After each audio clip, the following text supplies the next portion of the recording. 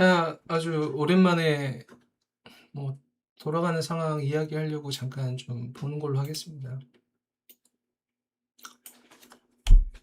뭐 요새 그 돌아가는 게 되게 이게 변동성이 되게 심해가지고 아마 다들 이렇게 만만치 않은 상황이실 거예요. 상황이실 거고.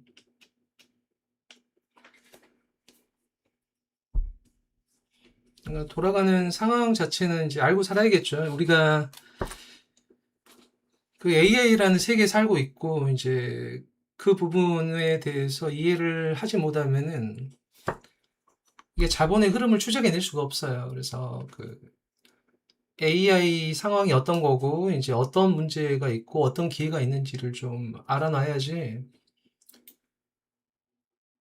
일단은 예측을 하고 대응을 할 수 있겠죠. 이제 그런 측면에서. 그래서 최근에 여러 가지 이제 문제도 많고 그러지만, 이제 지향점은 매우 명확하기 때문에 간단히 이제 언급 좀 하려고 합니다. 그래서.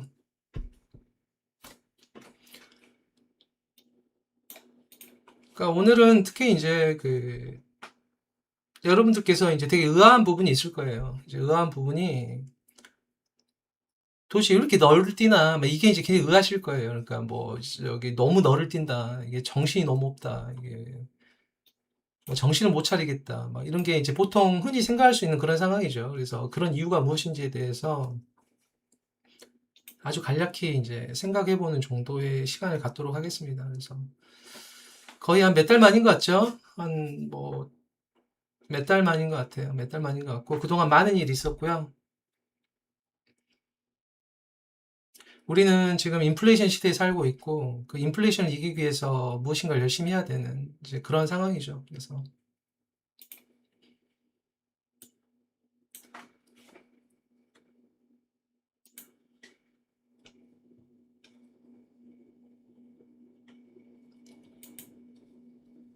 그래서 좀 간단하게 정리를 좀 해보도록 하겠어요. 그러니까 먼저 여러분들께서 그 인공지능이라고 했을 때 이게 도대체 그러니까 제가 지금 말하고 하는 것은 여러분들께서 이렇게 좀 머뭇머뭇 거리는 정도의 상황에 놓여 있다고 생각하고 이제 말씀을 드리는 거니까 이제 그런 정도로 좀 받아주시면 좋겠어요. 기본적으로 여러분이 생각하는 인공지능이라는 것은 그 아이언맨에 나오는 자비스가 아니에요. 절대 착각하시면 안 됩니다.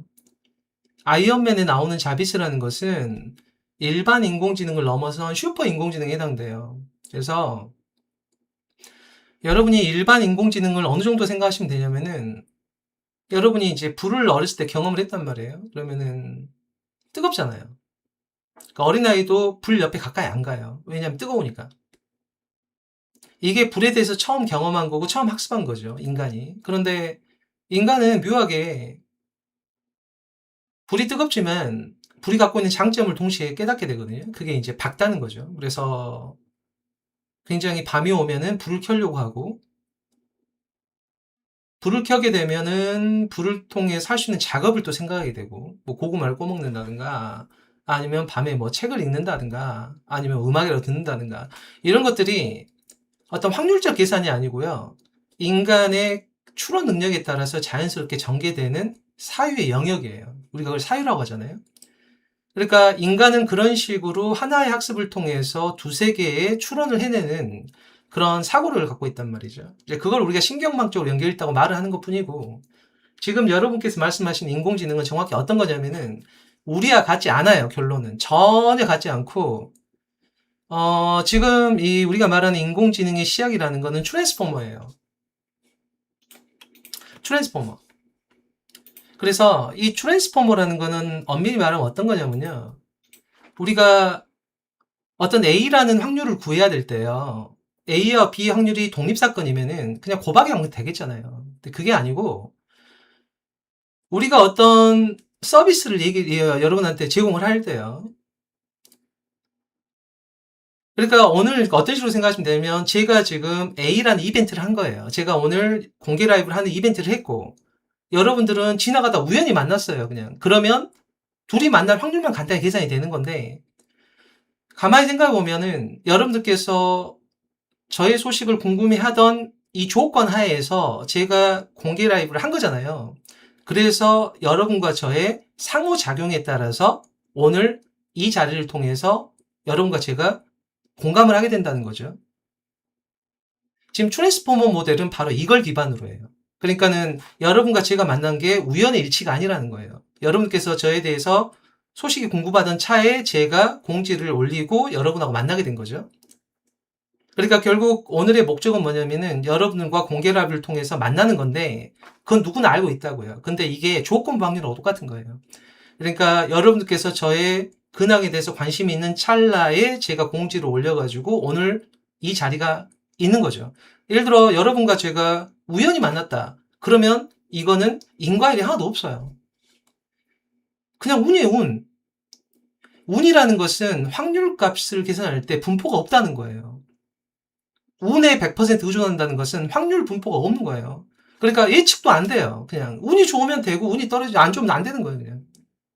마치 여러분들께서 돌멩이를 주워가지고 앞에 있는 사람한테 뿌린다고 해봐요. 그럴 때 앞에 있는 사람 도망갈 거 아니에요. 왜냐면 맞을 테니까.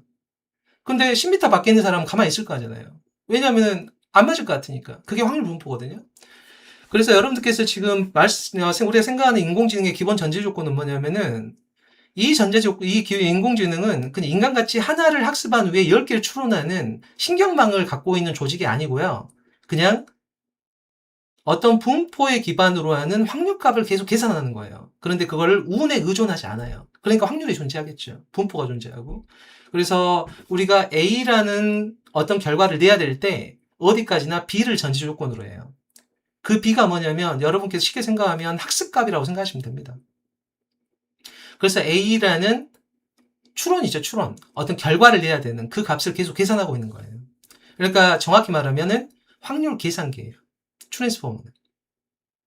그러니까 여러분께서 물어보면 답을 탁탁 주고 하는 것이 우리와 같은 사고 구조로 만들어낸 게 아니라 어디까지나 이 확률 값을 계속 계산해내는 이 확률 계산기입니다. 다만 이제 우리가 최근 말하는 LMM이라는 어떤 성격이냐면은 여기서 많은 분들이 어렸을 때 그 스트리트 파이터 해보셨을 거예요. 스트리트 파이터. 그거는 2차원이잖아요. X축과 Y축의 그래프의 픽셀만 결정을 하면 되잖아요. RGB를. 그러죠? X하고 Y만 이렇게. 2D니까. 그리고 이제 3D라는 테켄이라는 게임이 나왔단 말이에요. 그래서 우리나라에 세계적인 선수가 있죠. 최고 잘하는 선수. 이제 무릎. 니가 있잖아요. 전 세계 최강자. 그 니가 석권하고 있는 이제 테켄이라는 이런 게임은 3D로 되어 있잖아요. 그러니까 X하고 Y하고 Z하고. 축이 3개예요. 축이 3개인데 이 축이 3개게 되면 성형 방정식으로 풀 수가 없겠죠. 우리가 X하고 Y로 돼 있으면 Y는 1 플러스 2X 하면 X가 1일 때 Y는 3이잖아요. 그러니까 이렇게 쉽게 선형 방정식으로 하는 거는 아주 계산이 쉬워요. 그러니까 그 정도는 어느 정도 할 수 있냐면은 여러분이 그 컴퓨터 보드에 있는 내장 메모리 있죠. 내장 그래픽 카드. 예, 그걸로도 충분히 계산이 되고. 근데 테켄 정도의 이제 3차원 영상으로 넘어가게 되면은 X축, Y축, Z축 3개가 나와요. 자, 이렇게 되면은 2차 방정식으로 풀 수가 없어요, 우리가. 선형 방정식으로 안 된다는 거죠. 예, 그러면은 행렬로 풀어야 돼, 행렬. 행렬로 풀어야 된단 말이에요. 행렬은 근데 연산하기가 어려워요. 특히 CPU는 그런 행렬 연산을 잘 못해요. 그래서 GPU라는 것이 쉽게 말하면 그래픽 카드가 하는 거 뭐냐면 XYZ에서 내 게임에 롤게임을 하고 있다고 그래봐요. 롤게임을 하거나 리니지를 하거나 무엇이든 간에 공성전을 하고 있는데 갑자기 내장 그래픽 카드의 성능이 떨어져서 행렬 계산을 잘 못해서 버벅거린다고 그래봐요. 그럼 내 캐릭터가 닫혀있거나 죽어있어서 예를 들어 황금 망토를 뺏겼다. 그럼 굉장히 화가 날 거 아니에요. 그러면 뭐 찾아가고 싶고 막 이래도 될 거 아닙니까? 가서 막 시위하고. 그런 것처럼 이런 그 3차원 영상이 나오면서 이제 우리가 말하는 그라데이션, 이제 명암이 이제 서서히 이제 페이드 아웃 되는 그라데이션이라든가 막 이런 것까지 표현을 해야 돼서 RGB 값을 실시간에 무시무시하게 연산을 해야 돼요. 반드시 연산을 해야지 되고 그 연산을 하기에 적합한 것이 바로 그 이 3D 게임에 특화된 이제 지포스라는 엔비디아의 그래픽 카드였던 것 뿐이거든요. 근데 그것이 이제 코인 시장이 들어오면서 우리가 행렬 연산으로 코인을 추출해내고 이거를 한번 중박을 맞고 나서 그러고 나서 이제 AI 시대 우리가 말하는 이 LMM이죠. 대규모 언어 모델이라는 거. 말 그대로 대규모 언어 모델이라서 별다른 게 있는 게 아니고, 여러분께서 뭐, 오늘의 날씨는 어떨 것 같아? 그러니까 오늘의 날씨는 어떨 것 같아? 이렇게 세 개의 토큰 눌렀단 말이에요. 그러면은 이 LMM이라는 것은 평소에 자기가 학습해 놓은 게 있어요. 날씨와 기후에 대해서. 그리고 LMM 개발자들이 요구하는 태도가 있습니다. 태도. 그걸 프롬프트라고 생각하시면 돼요. 조금 더 선생님처럼 좀 해줘라. 아니면 군인처럼 강력하게 대답해줘라. 아니면 조금 다정하게 해라. 이런 식의 느낌인 거죠. 그래서 이 프롬프트에 따라서 좀 아부를 잘하는 LMM일 수도 있고, 혹은 굉장히 단답형으로 뭐 줄 것만 줄 거니까 얘기 빨리 끝내자. 이런 형태의 대답을 할 수도 있고 한다는 거죠. 그리고 우리가 말하는 이 언어 모델의 가장 큰 골격인 이 파라미터 값이 이 전체의 집 크기라고 생각하시면 돼요. 평수같이. 그래서 이 LMM은 어떻게 하는 거냐면은 뭐 영상이라든가 학습 자료 있죠. 책 같은 거 있잖아요. 이거를 계속 읽어요. 그것이 사진으로 돼 있겠죠. 예를 들어 우리가 논문이라고 할지라도 그 논문을 사진을 찍어서 우리가 비트 값으로 해서 JPG로 만들 수 있잖아요.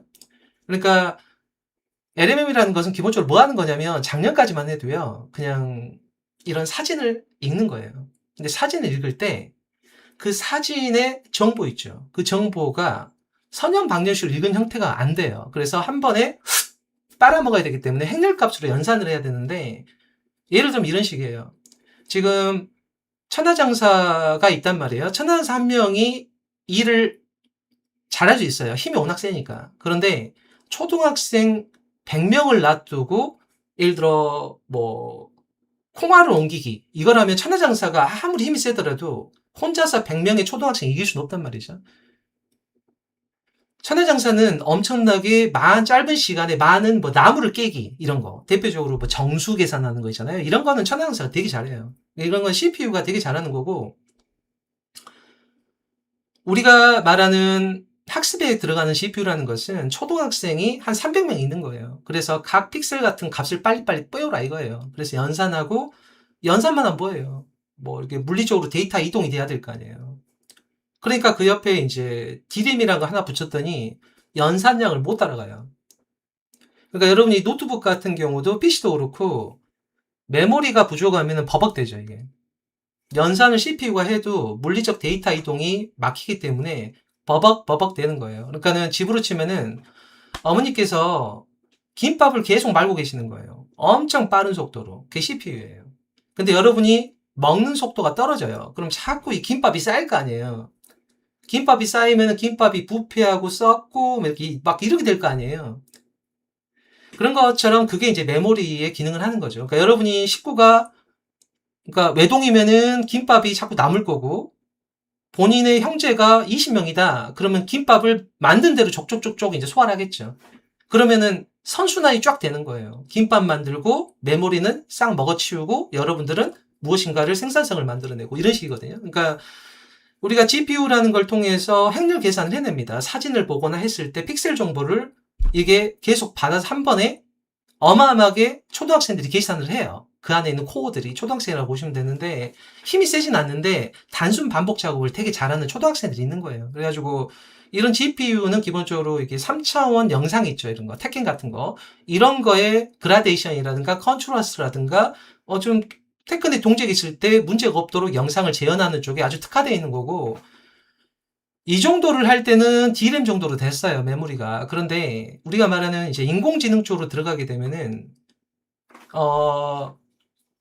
학습을 해야 될 양이 무시무시하게 늘어나요. 학습을 해야 될 양. 그래서 우리가 과거의 논문도 학습해야지 되고 사진도 학습해야지 되고 뭐 여러 걸 학습을 해야지 되는 거예요. 그러니까 이 학습을 할 때 초등학생들이 전부 다 행렬값을 넣어줄 수 있도록 계산을 해줘야 되거든요. 그럼 계산을 하고서 D램 하나 갖고는 이 연산량을 옮길 수가 없어요. 그러니까 외동이면 김밥을 못 먹는 거죠. 다 못 해칠 수가 없어요. 그러니까는 쌓습니다. 쌓아야 이제 이렇게 위로 수직으로 이제 D램을 올리는 거죠. 그러니까는 자빠지는 D램도 있고 위에 가서 이제 사화중이 높을 거 아니에요. 예를 들어 다리로 치면은 로마의 수도교는 사화중이 되게 높잖아요. 왜냐면 돌 무게 자체가 무거우니까. 근데 뭐 현수교 같은 경우는 다리를 이 줄로 매달고 있잖아요. 그러니까 활화중이 훨씬 더 이제 높게 되기 때문에 더 많은 차량을 올릴 수 있는 것처럼. 근데 이거는 로마의 수도교랑 똑같아요. 디램을 계속 올리니까. 그럼 아래에 있는 거는 빠그러질 수도 있을 거 아니에요. 아래가 뭐 짜오뚱하고 자빠질 수도 있고. 이제 문제가 뭐냐면은 그 이 8단이다, 뭐 12단이라고 했을 때 각 디램에 전선이 연결돼야 되는 거고, 그게 TSV로 구멍을 뚫어갖고 구리선 넣어가지고 전기도체로 물리력 연산을 옮겨주는 역할을 하는 게 HBM이고, 현재 여기까지 온 거예요. 그게 작년까지 이야기고요. 이제 올해 그러니까 설명을 잠깐 드리는 거예요. 그래서 다 알고 계시겠지만, 이런 GPU하고 HBM을 기반으로 우리가 하는 거는 트랜스포머 모델이에요. 여기서 이제 문제가 뭐냐면은 놀고 있는 친구들이 생기는 거죠. 놀고 있는 친구들. 그러니까 메모리 중에서 12단이 있다고 했을 때요, 8단이 있다고 했을 때 거기서 6단의 가운데 쭉 메모리 놀고 있는 거예요. 일이 없어가지고. 이런 경우들이 생긴단 말이에요. GPU는 열심히 일을 하는데 메모리가 100% 사용되느냐 물어봤을 때 어디는 놀고 있고 이런 친구들이 있을 수 있잖아요. 혹은 갑자기 여러분들이 잠에서 일어나갖고 한국 사람들이 모조리 아침 8시부터 막 물어보기 시작하는 거예요. 그러면은 밤에 놀고 있다가 아침에 부하가 엄청 걸릴 거 아니에요. 그러니까 이런 상태를 파악을 해가지고 그 놀지 않도록 만들어주는 식으로 최근에 진안하고 있는 상황에서 이제 올해 뭐가 발생을 했냐면은, 올해 발생한 게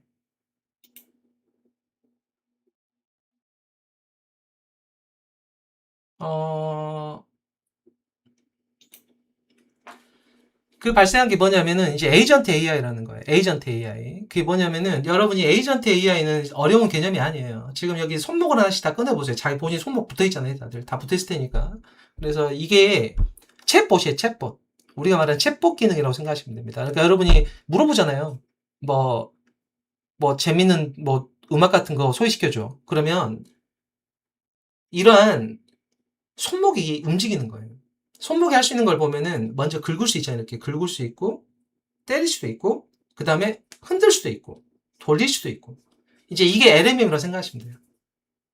근데 에이전트 AI라는 건 뭐냐면은 여기서 손가락을 빼시면 돼요. 일단 엄지손가락 하나 딱 뺐잖아요. 그러면 최고라고 할 수 있잖아요. 따봉. 그죠? 그 다음 귀를 긁을 수도 있고, 코를 팔 수도 있고, 긁을 수도 있고 그러잖아요. 에이전트 2번이 나옵니다. 에이전트 2번. 딱 나오면 이제 어떻게 하는 거냐. 꼬집을 수가 있어요. 이렇게. 꼬집을 수도 있고, 하트도 할 수 있고. 그렇잖아요.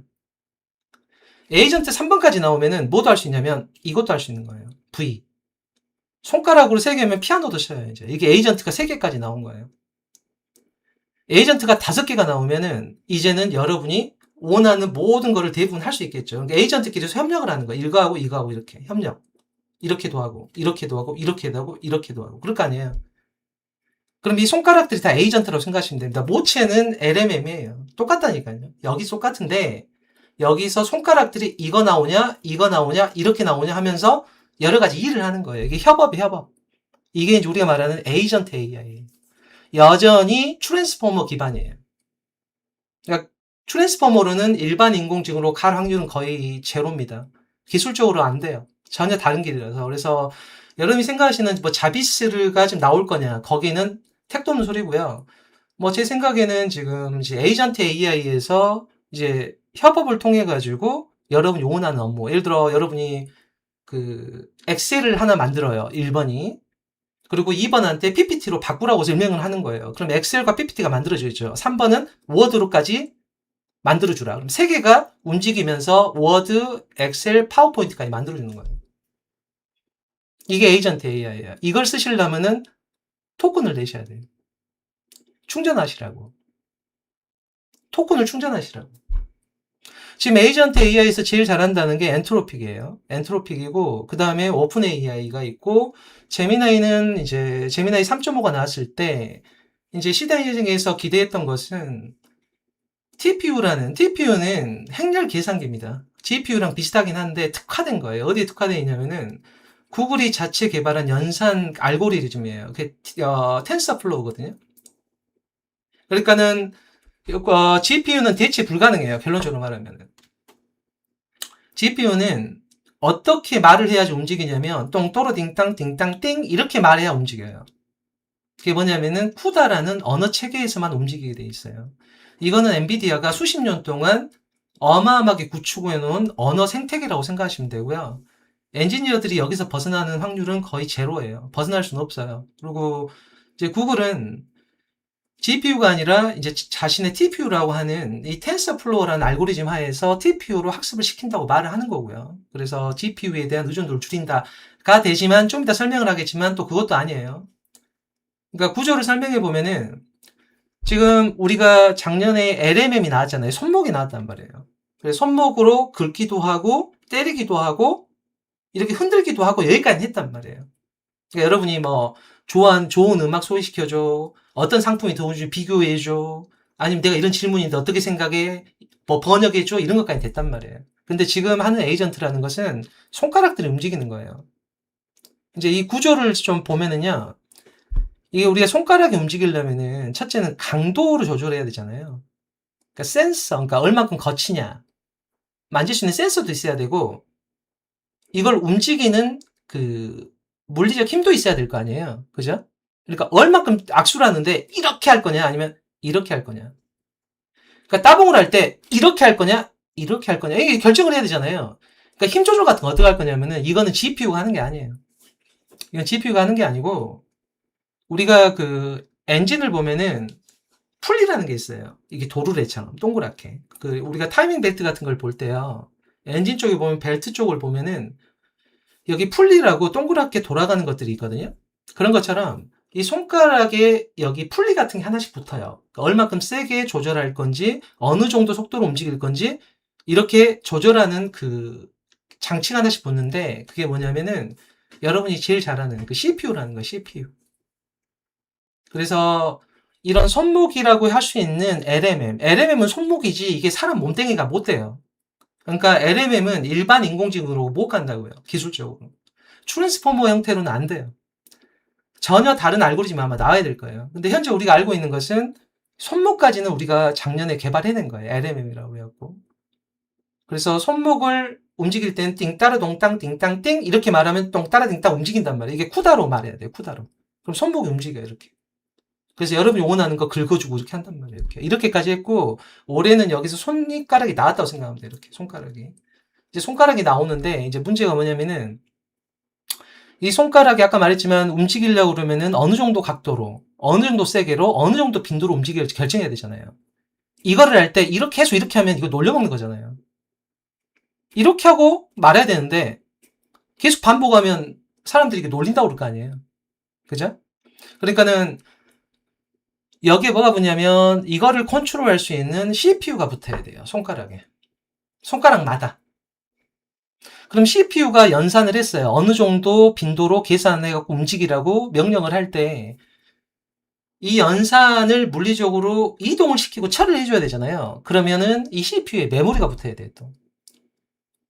근데 문제가 계속 일하면 힘들잖아요. 밥도 많이 먹어야 되고, 배도 고프고. 그러니까 최소한의 밥만 먹고 물리적 이동을 시켜야 된단 말이에요.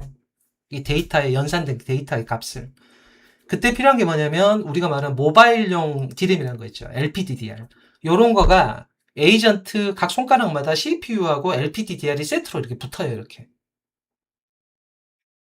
지금은 이 손목에 해당되는 것은 GPU가 컨트롤을 하거든요. 그래서 이 부분이 별도로 돼 있어요. 그래서 GPU하고 GPU가 연산한 것을 물리적으로 이동시켜주는 뭐 8단짜리 HBM4 막 이런 거가 같이 붙어 있는 거거든요, 지금. 근데 이제 에이전트의 손가락으로 나와 있는 5손가락 있죠. 그럼 CPU가 적어도 5개 필요한 거예요, 이렇게. 그 다음에 CPU가 들어가게 되면 CPU의 연산을 물리적으로 이동시켜주는 D램이 필요한데 그 D램은 전기를 덜 먹는 거. 왜냐면 24시간 너무 전기를 많이 쓰니까요. 그래서 LPDDR라는 게 세트로 이렇게 돌아가는 거고 결론적으로 보면은 우리가 이 LMM이라고 말하는 손의 구조를 움직이려면은요. 딱 정해졌잖아요, 이제. 그 GPU라는 게 필요해서 손목을 형성을 해야 돼요, 이거를. 똥떠러 띵땅 띵땅 띵 이런 식으로.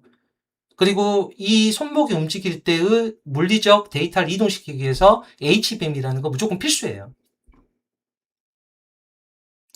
그리고 손가락이 움직일 때는 이 손목이 움직이는 것보다는 조금만 연산이 되잖아요. 약간 이렇게만 할 거니까. 그러니까 CPU로 통제를 하는 거고 CPU가 연산을 하고 나서 LPDDR로 받아서 실제 오케스트레이션 해야 돼요.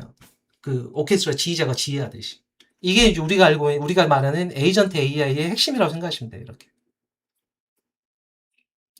근데 여러분께서 이제 최근에 그런 얘기를 좀 들으셨을 거예요. 뭐 광통신이라는 거가 이제 굉장히 뭐 유명하다더라. 뭐 엄마 때 썼던 무슨 유리 제품 그거 뭐 코닝이라고 지금도 굉장히 유명하다더라. 그런 얘기 좀 들어보셨을 거예요. 그래서 이제 광통신이란 건 어떤 거냐면은 기본적으로 여러분께서 이 에이전트를 사용을 하실 때요. 이 손가락을 사용한다고 그래봐요. 근데 지금 이거는 좀 농담으로 받아주셔야 돼요. 제가 지금 농담으로 하는 거니까. 이건 어떤 거냐면은 여러분이 지금 승리의 V를 이렇게 만든다고 해보세요. 누구한테 V를 하려고 그래요. 손가락 두 개를 썼잖아요. 에이전트 2번, 에이전트 3번을 썼잖아요, 지금. 네, 승리의 에이전트 2번, 3번이 나왔는데 잘 봐요. 여기서 제일 큰 문제가 뭐냐면 이 레이턴시 문제예요. 지연 문제 있죠. 지연이 발생하면 굉장히 큰일이 발생합니다. 여기서 성함이 지연 씨인 분들은 매우 긴장하셔야 돼요. 그 지연 문제가 에이전트 AI에서 가장 큰 문제이기 때문에 해볼게요. 이렇게 해야지 V죠. 근데 혹시 봐보세요. 이게 V인가요? 아니면 이게 다른 건가요? 이게 잘 생각하셔야 돼요. 이 손가락이 나오는 속도에 레이턴시가 발생하게 되면은 이렇게 되면 이게 V냐 이렇게 되면 이거 다른 거거든요. 이게. 이런 문제가 반드시 발생해요. 에이전트 AI에서는. 이해되시죠? 손가락에 이 레이턴시가 발생하는 순간 무엇인가 왜곡되기 시작하는 거예요. 그러니까 쉽게 말하면은 여러분이 지금 엑셀을 만들었고 파워포인트를 만들고 명령을 했는데 A가 느려요. 그러니까 워드가 기다려야 돼요. 아셨죠? 워드가 기다려야 된다고요. 그래서 그러면은 여러분이 원하는 작업이 안 끝나잖아요. 방금 제가 한 거는 여러분들 이해를 돕기 위해서 직관적으로 농담을 통해서 한 거니까 오해는 하시면 안 됩니다. 오해하시면 저 보기 힘들어요.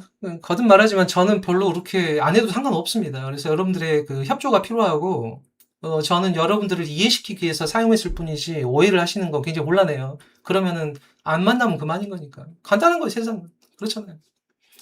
자, 그래서 이 손가락을 쓸 때 가장 중요한 게 이 레이턴시를 어떻게 최소화시킬 건가 아시겠죠? 그럼 방법을 찾아보자는 거예요, 지금부터. 알았죠? 지금부터 우리가 2026년에 손목까지 개발했죠. LMM. 그리고 올해 손가락 5개를 뽑아서 피아노까지 치는 에이전트 AI까지는 한 거예요. 엑셀도 만들고, 워드도 만들고, 파워포인트도 만들고, 이것까지 다 시키는 에이전트. 아시겠죠? 대신 돈 내라니까 이게 문제라고요. 이거 쓰고 싶냐고, 손가락. 돈 내라고. 돈을 내시라니까. 여기서 말하는 돈은 토큰을 내라고. 토큰을 충전하라고요. 이걸 쓰고 싶으면. 손가락 5개 다 쓰고 싶으면 손가락 5개 분량에 해당하는 토큰을 충전을 하셔야 돼. 안 하면 이것만 쓰시든가. 이걸로는 파워포인트 만들고 뭐하고 이런 거 할 수 없어요, 이렇게. 이거는 그냥 이렇게 긁고, 때리고, 망치질하고, 흔들고, 요것만 할 수 있는 거죠. 제한적이죠. 지금은 손가락이 나왔기 때문에 여러 협업을 할 수 있는 거, 협업을. 대신 충전하셔야 돼요. 왜냐하면 손가락 5개를 다 쓰려면은 매우 비싸게 얘가 토큰을 요구하니까. 물론 여기서 구조를 잠깐 설명을 드릴게요. 지금 AI 세계관은 어떻게 되어 있는 거냐면은 지금 제가 광통신을 설명하기 전이에요. 아셨죠? 지금 시작한 지가 좀 됐나? 시작한 지가 30분이 됐는데 제가 지금 광통신이라는 것을 설명하기 전에 지금 막간에 이 인공지능의 생태계에 대해서 구조적으로 약간의 설명을 좀 드릴까 싶어요. 그러니까 기본적으로 여러분이 AI 개발사가 있어요. AI 개발사 아시겠죠? AI를 개발하는 회사가 있어요. 그게 누구냐면 엔비디아는 안 합니다. 엔비디아는 그런 거 안 해요. 왜 그러냐면은 엔비디아가 가장 무서워하는 것은 반독점. 아시겠죠? 엔비디아는 상당히 교활해요. 그 기업은. 그러니까 엔비디아를 너무 선의로만 보시면 안 돼요. 굉장히 교활합니다. 여러분이 오시면 삼겹살 굽고 되게 좋아 보이죠? 거의 메모리 싹쓸이 가스로 확률 커요, 지금 상황이. 그러니까 여러분들께서 그 엔비디아가 제일 걱정하고 두려워하는 것은 딱 정해졌어요. 반독점에 안 걸리는 거. 그래서 AI에 직접 들어오지 않아요. 엔비디아는 언제나. 뒤에 쩐주 역할만 하는 거예요. 상당히 교활하게 움직인다고 생각하시면 되고요. 이 AI를 개발한 회사가 있어요. 여러분들이 아시는 오픈 AI 다 들어보셨죠? 그 다음에 엔트로픽 그리고 구글 우리가 말하는 3대 개발사예요. 3대 개발사. 이 개발사들은 어떻게 하는 거냐면요. 지금부터 이제 어떤 얘기냐면 제가 지금 뭐로 할까? 자, 그나저나 여러분들 6월이 지나버렸네요. 장미의 눈물을 한 번씩 들어주셔야 되는데 다 안 들었던 것 같더라고요. 6월이면 장미의 눈물이잖아요. 제가 이제 썼던 곡이죠. 막간에 홍보 한번 할까? 어쨌든 자, 여러분들 이게 지금 아이가 태어났어요. 이게 아이가 태어났어요. 이게 아이가 태어났죠. 이게 아이가 태어났단 말이에요. 그러면은 제가 엔트로픽이고 오픈 AI이고 구글이에요. 그래서 지금 미토스라는 아이가 태어났어요. 아셨죠? 그럼 이 아이를 어떻게 해야 되냐면은 이 태어난 아이를 지금 교육을 시켜야 될 거 아니에요. 교육을. 아시겠죠? 학습을 시켜야 돼요. 학습. 학습을 해야지 여러분이 뭐냐면 고등학교에서 학습을 해야지 대학교에서 학습을 해야지 어느 사회생활 하면서 예를 들어 여러분이 뭐 공대를 나왔다고 그래봐요. 공대를 나와가지고 여러분이 어떤 해양 산업에 일할 수도 있고 공대를 졸업해갖고 마케팅 회사 일할 수도 있고 그런 거죠. 근데 우리는 무엇인가 학습을 해야지 돈벌이를 하러 갈 거 아니에요. 그렇잖아요.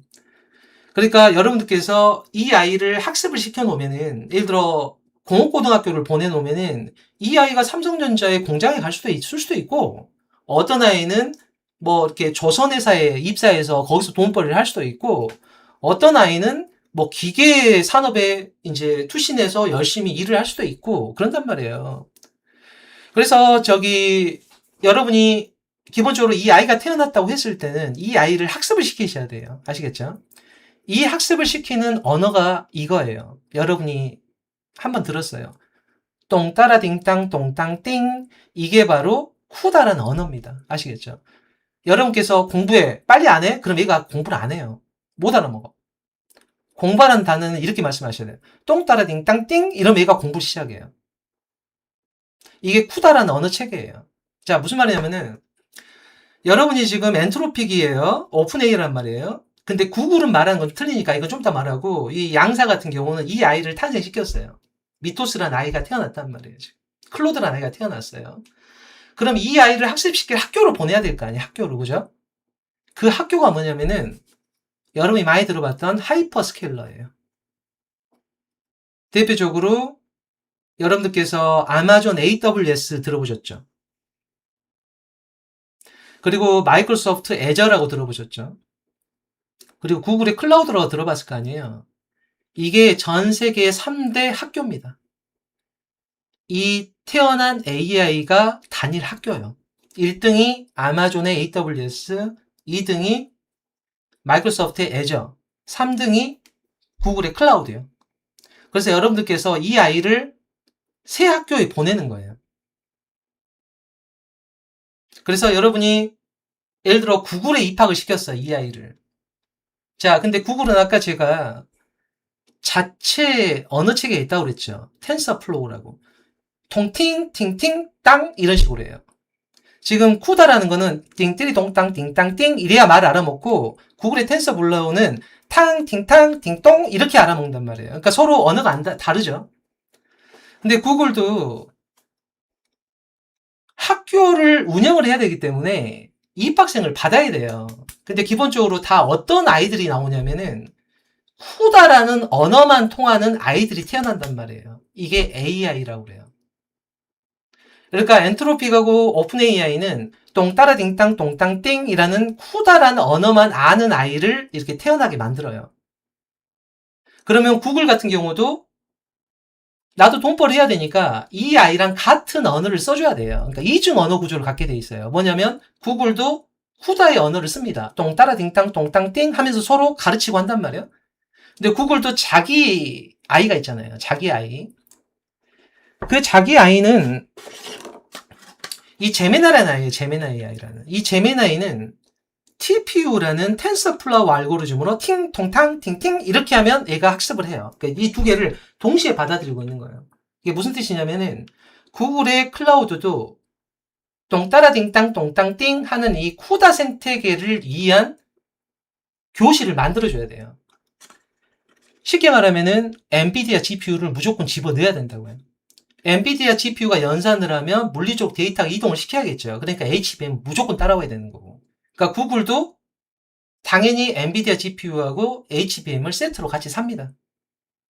그리고 자신의 TPU를 TSMC에 부탁해서 만들어서 팅탕 통탕 띵 이렇게 하는 텐서플로우로 또 두 개의 교실을 갖고 있는 거예요. 이렇게. 그리고 아마존 같은 경우는 기본적으로 학습은 대부분 엔비디아 GPU로 해요. 그러니까 이 아이를 AWS에 입학을 시키잖아요. 그러면 아마존에서 이 아이를 계속 학습시킬 수 있는 교실을 주는 거예요. 그리고 이 개발자 엄마는 계속 학습이 되는지 확인하고 있고. 마이크로소프트 똑같아요. 이거를 하이퍼스케일러라고 해요. 하이퍼스케일러. 자, 그런데 여러분께서 케이펙스라는 얘기를 많이 들으셨을 거예요. 자본 지출이라고. 기본적으로 학교를 꾸미려면 스피커도 있어야 되고, 뭐 안전장치도 있어야 되고, 뭐 소화전도 있어야 되고, 아니면 커튼도 있어야 되고, 뭐 책상도 있어야 되고, 막 그럴 거 아니에요. 근데 이게 굉장히 비싸요. 엔비디아의 GPU라는 책상이 너무 비싸다고요. 막 몇천만 원에 하나에. 엄청 비싼 상황으로 되어 있는 거죠. 근데 지금 아이가 계속 태어나는 거예요. 이렇게. 아이가. 계속 태어나요. 왜 개발사는 계속 아이를 낳냐면은 몸값을 높이려고. 내가 제일 잘났다. 내가 제일 잘한다. 앞으로 나한테 돈을 주시면 더 멋있는 아이를 낳을 거다. 슈퍼맨 낳을 거다. 이렇게 자랑질을 하고 있는 거죠. 그게 바로 이제 IPO라는 상장 이벤트예요. 그러니까 엔트로픽이 원하는 것은 제일 끝장나는 슈퍼맨 아이를 낳을 거고 이 아이를 낳았으니까 돈을 좀 달라 이거예요. 그러면 슈퍼 레이디를 또 낼 거니까 이런 식의 얘기예요.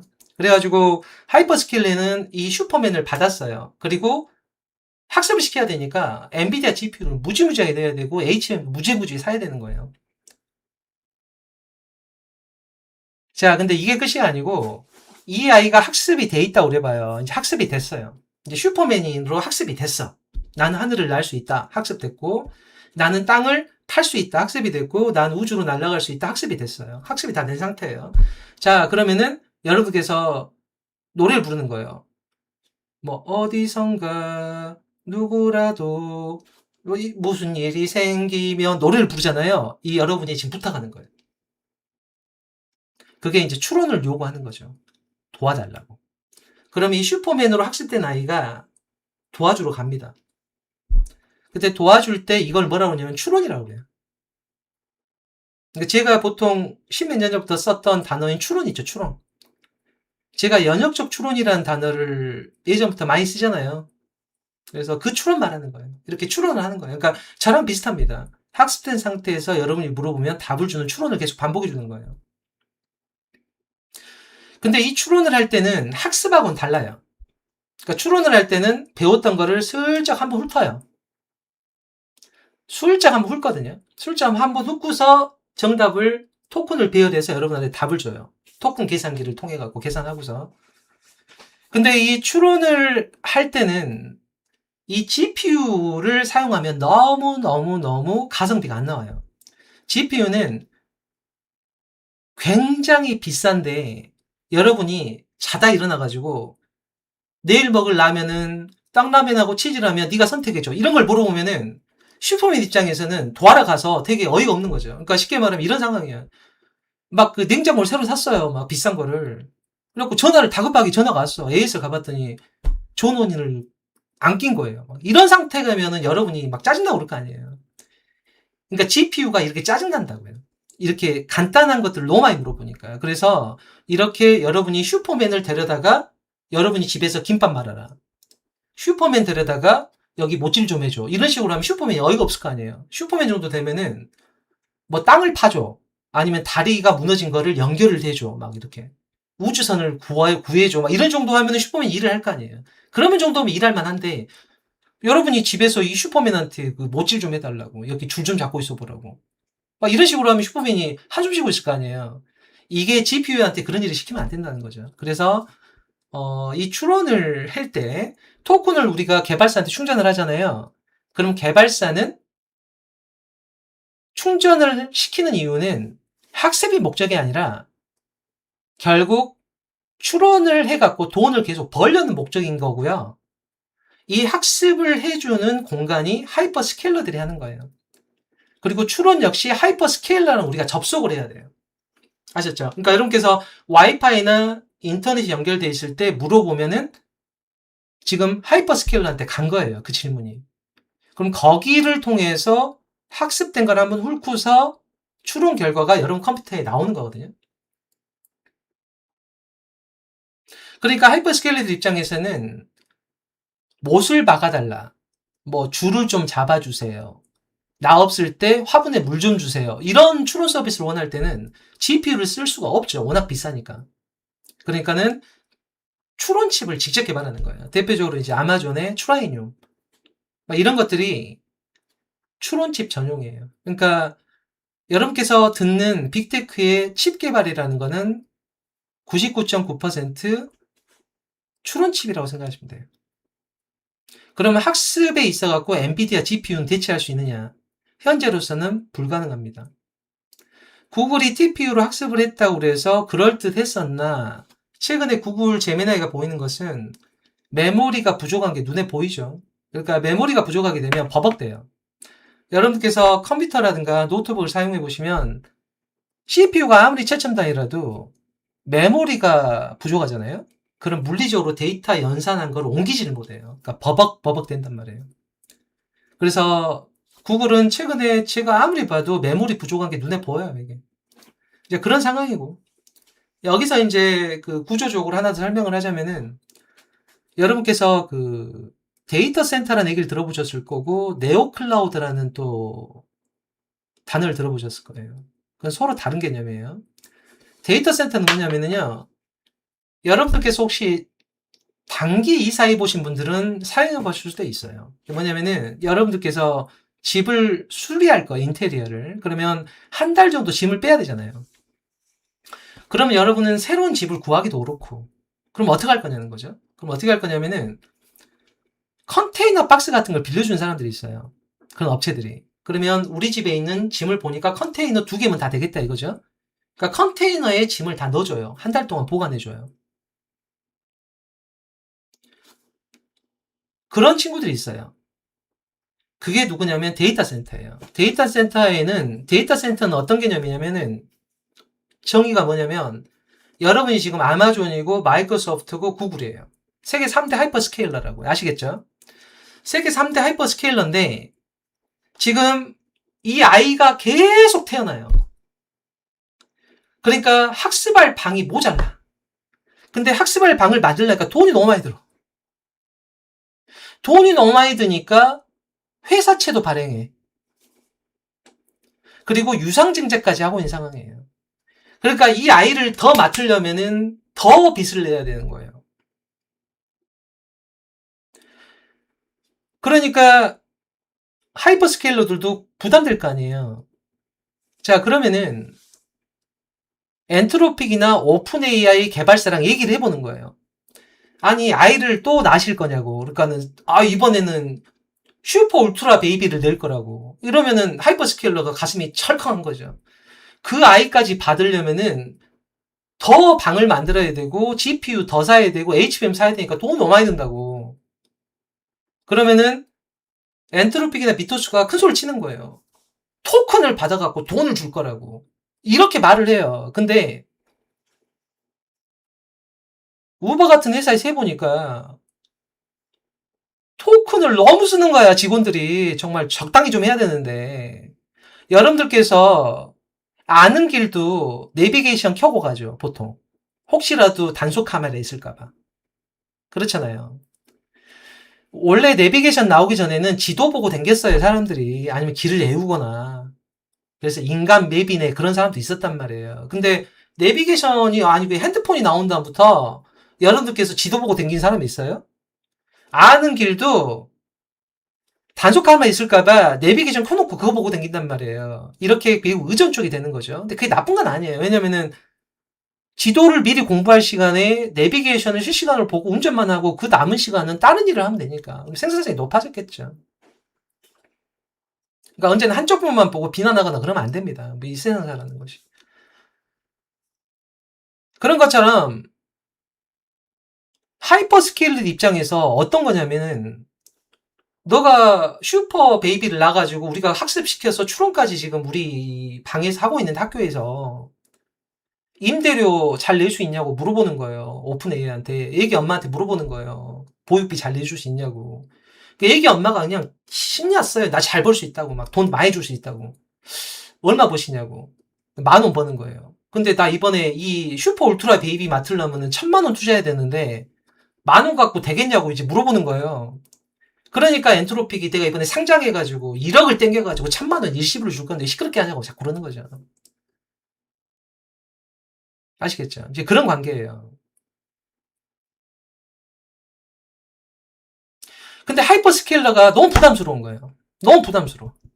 너무 부담스러우니까 오픈 AI한테 좀 얘기도 하는 거예요. 어떻게 하냐면은 내가 다 이거를 교실을 만들어갖고 슈퍼 울트라 베이비까지 학습시키고 하기 부담스러우니까 이 아이를 옆에 태권도장에 좀 2시간 보내고 미술 학원에 1시간 보내고 그 다음에 체육 뭐 축구 교실에 1시간 보내면 하루에 한 5시간 애가 밖에서 놀고 내가 3시간만 보면 내가 좀 회복을 하겠다 이거예요. 애들 좀 키우면서. 자, 이렇게 얘기를 하니까 오픈 AI도 그렇고 엔트로피도 그렇고 사실 그게 맞는 것 같아 보니까. 그러니까는 하이퍼스케일러가 일을 그만둘 수도 있으니까 안 되니까 그러면 밖을 찾아보자는 건데 데이터 센터라는 친구가 있는데 그 친구는 어떤 식으로 요구하냐면은 우리는 그 뭐냐면 가구만 줄까 가구만. 아이가 놀 그 도구, 축구공, 뭐 축구화, 뭐 샌드위치 이거는 엄마가 다 갖고 오래요. 애기 엄마가. 그러니까는 애기 엄마가 부담이 너무 크잖아요. 애 축구화까지 내가 맨날 어떻게 들고 다 해요. 나도 돈이 없는데 지금 10,000원밖에 못 버는데.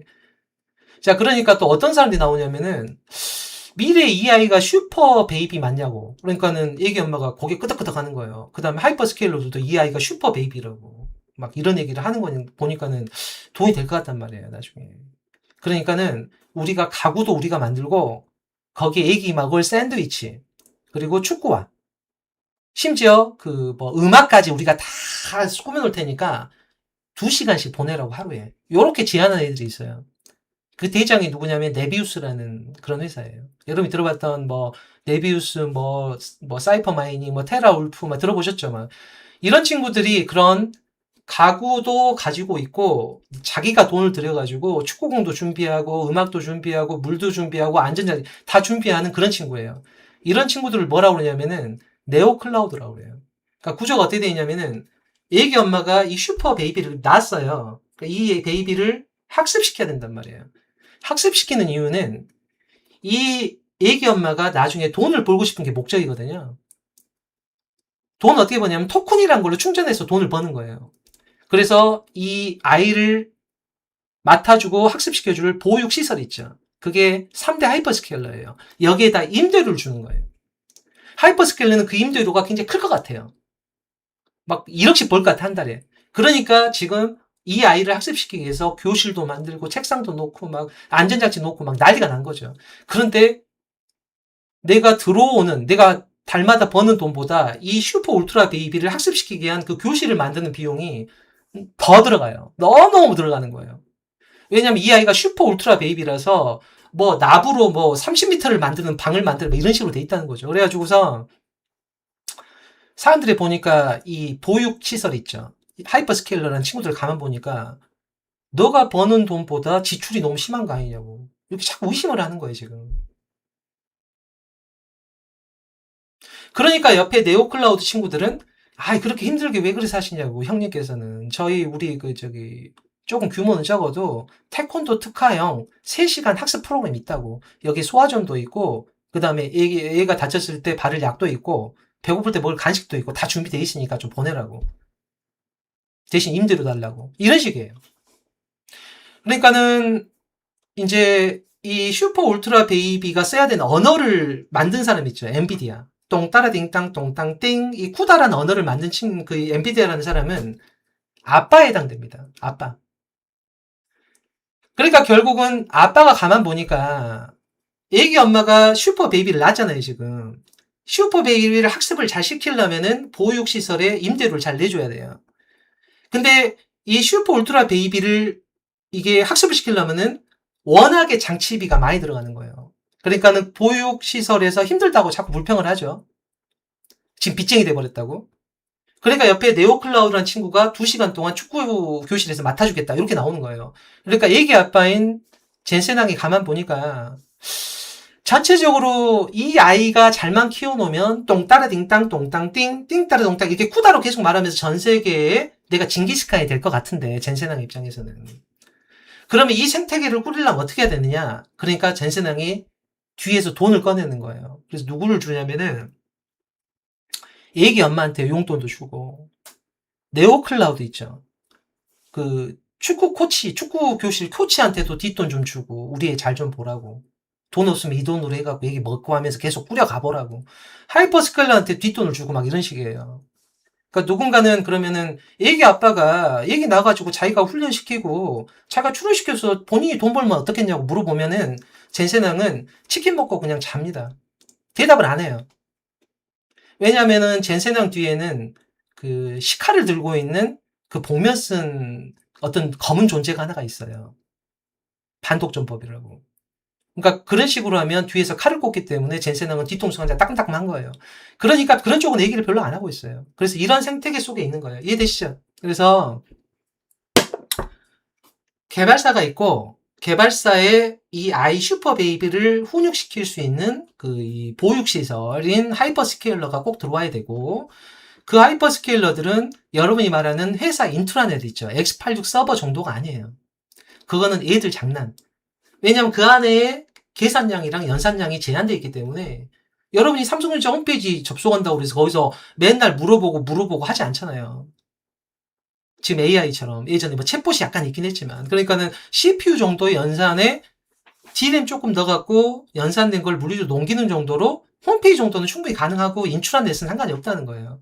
근데 지금 우리가 말하는 것은 젠슨항이 만든 쿠다라는 언어 하에서 AI 개발사인 엔트로픽이나 오픈 AI가 애기 엄마인데 여기서 슈퍼 베이비를 매달마다 내고 있다고 지금 낳고 있는 거예요.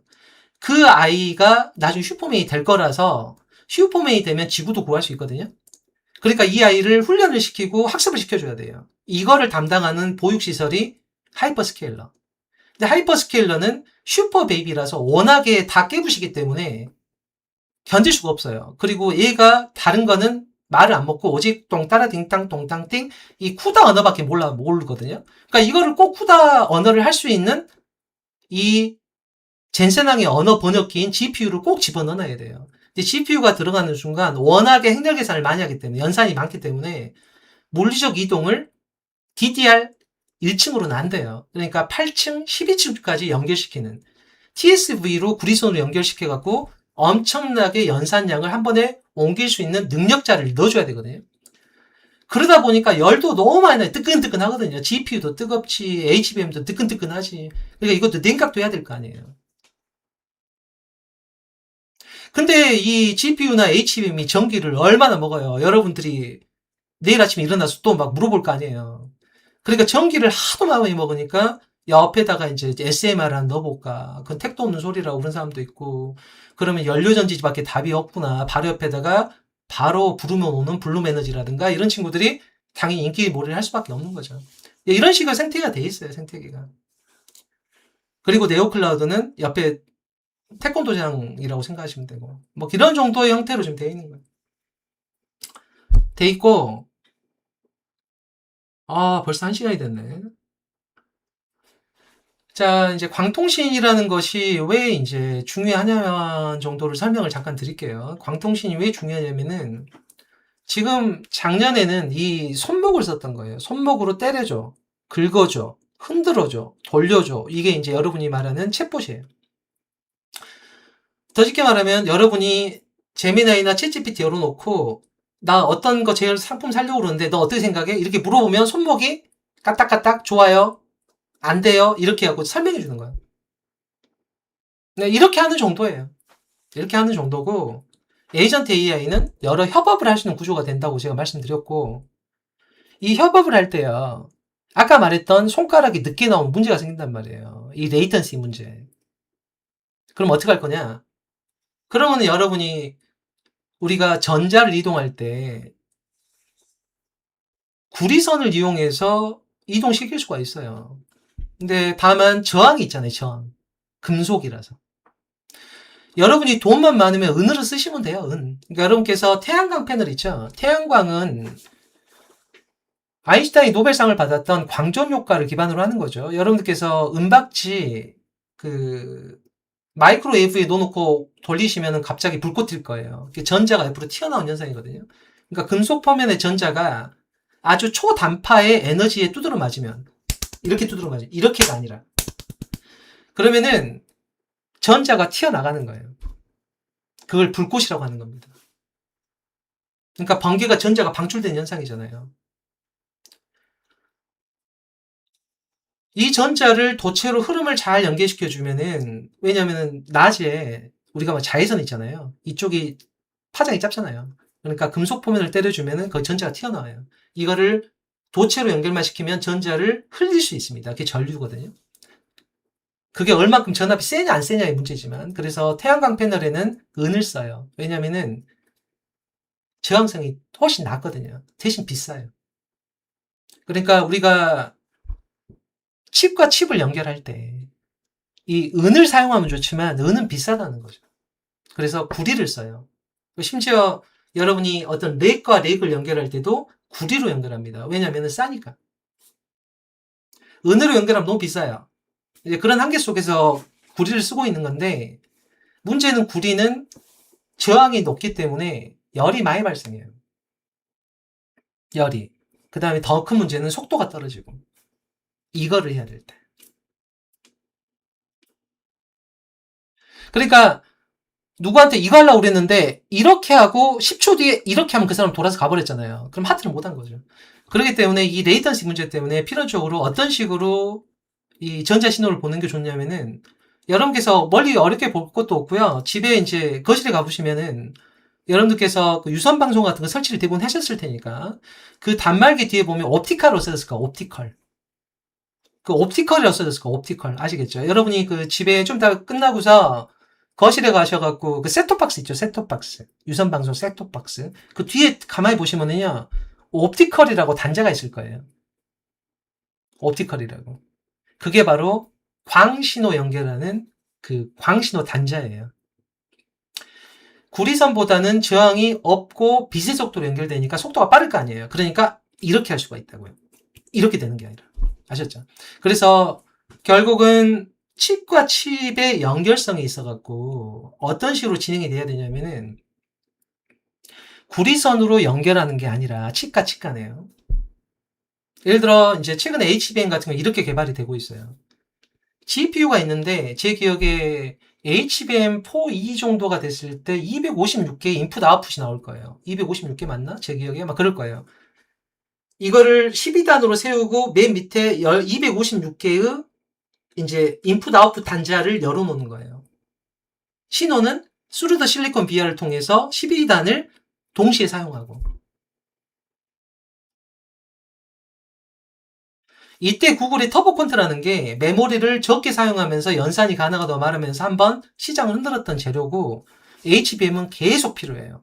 아시겠죠? GPU가 똥따라 딩땅 똥땅땅을 노래 부르듯이 날마다 하기 때문에 계속 이거를 물리적으로 번역하고 옮겨주고 데이터를 해야 되기 때문에 HBM은 12단 이렇게 발전을 하는데, 이제 HBM도 어떻게 발전하냐면 나중에는 이렇게 그 시루떡 올리듯이 하는 게 아니라요, 옆으로 누입니다. 옆으로. 그러면 이 3면이 인풋 아웃풋 단자가 열릴 거 아니에요. 옆으로 6개를 올리면 1면, 2면, 3면. 그러니까 18면이 나오겠죠. 이렇게. 그러면 인풋 아웃풋 단자도 훨씬 늘어날 거 아니에요. 왜 늘어야 되냐면은 그만큼 물리적으로 처리를 하고 전달해 줄 데이터량이 늘어나니까요. AGI로 가려고 그러면 인풋 아웃풋 단자가 훨씬 더 많이 열려야 돼요. 그렇기 때문에 HBM도 이제 옆으로 누이는, 마치 뭐 이렇게 파인애플 썰어 놓은 것처럼. 이해되시죠? 시루떡은 위로 올라가 있잖아요. 이렇게 케이크처럼. 시루떡. 이게 지금 현재 HBM4E까지는 그렇고요. 이제 앞으로는 어떻게 되냐면 파인애플 옆에 슬라이스 썰어 놓은 거 있죠. 이런 식으로다가 이 보드 위에다 올려요. 이렇게. 옆으로 한다는 거죠. 그래서 인풋 아웃 단자가 여러 각도에서 많이 나오게, 여러 면에서. 이렇게 해야 될 정도로 반도체는 무시무시하게 계속 발전해야 되고, 그럼 발전할 거냐고? 당연히 발전해요. 필요하냐고요? 더 필요해요. 더 필요한, 결론은 더 필요한 거예요.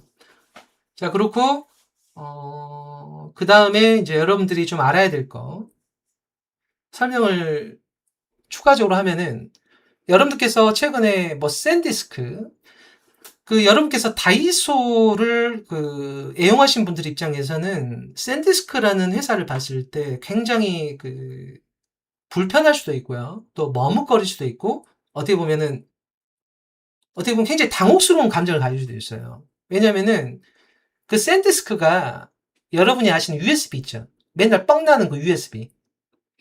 그 USB 만드는 회사예요. 플래시 메모리 만드는 거. 근데 여러분들께서 갑자기 샌디스크 주가가 막 몇 배가 올라갔느니 막 그런 얘기 좀 들어보셨죠? 그게 왜 그러냐면은 이것 또한 에이전트 AI 때문에 그래요. 그전에는 그러지 않았어요. 이제 이거 설명을 잠깐 드릴게요. 근데 이제 이거 요새는 정보가 너무 흔해져가지고 다 이렇게 알고 계시는 걸 말하는 것 같기도 하고 그런데 모르겠네 이게 뭐 시간이 벌써 1시간이 됐는데 음, 요새는 뭐 정보라는 게 워낙 넘치니까요. 자, 뭐 말한 김에 샌디스크 정리를 해보면은 그러니까 여러분들께서 낸드 플래시는 만들기 쉽냐고 어려웠냐고 물어보면은요 쉬워요.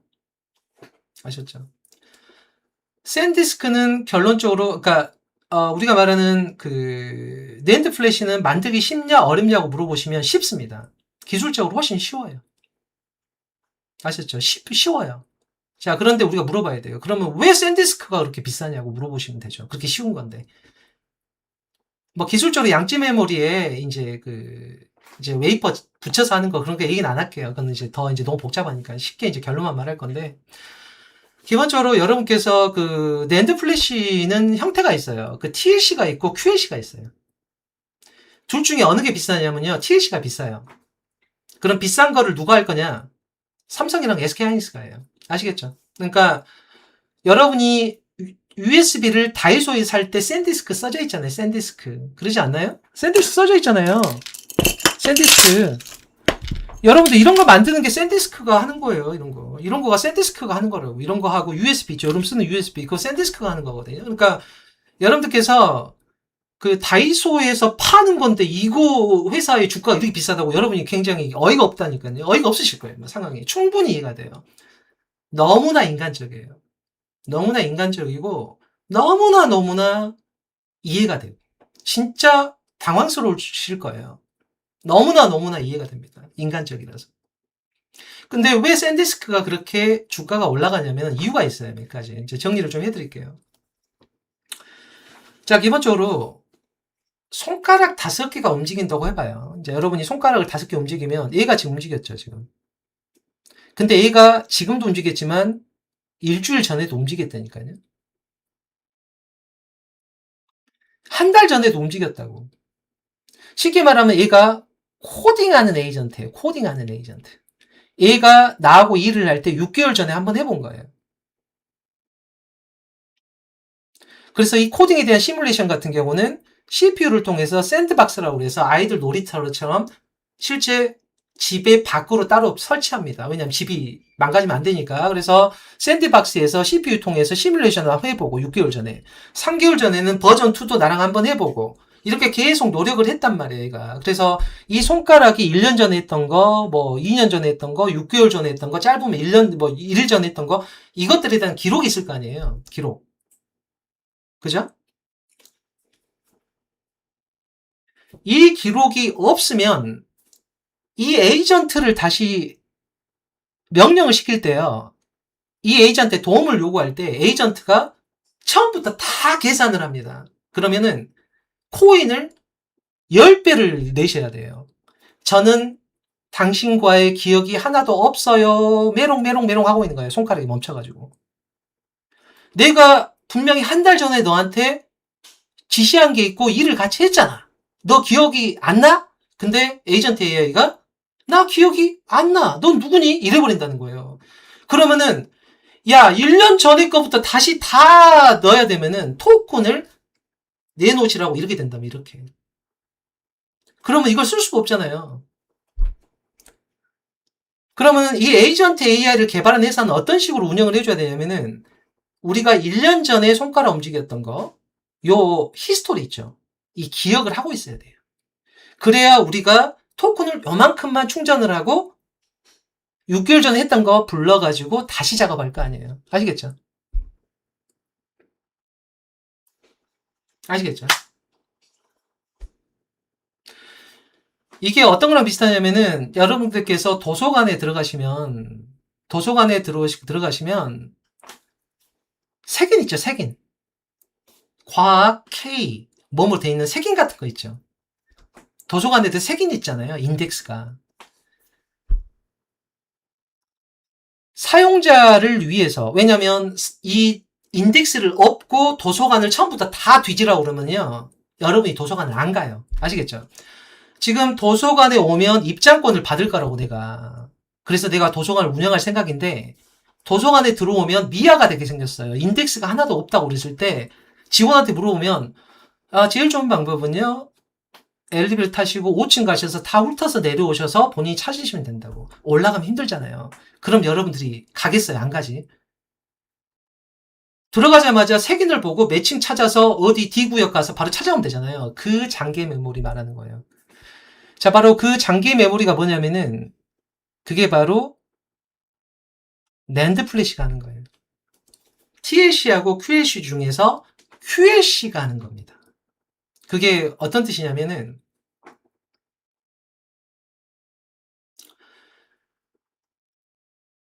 QLC는 성능이 떨어져요. TLC가 훨씬 비싸고 고급이에요. 아시겠죠?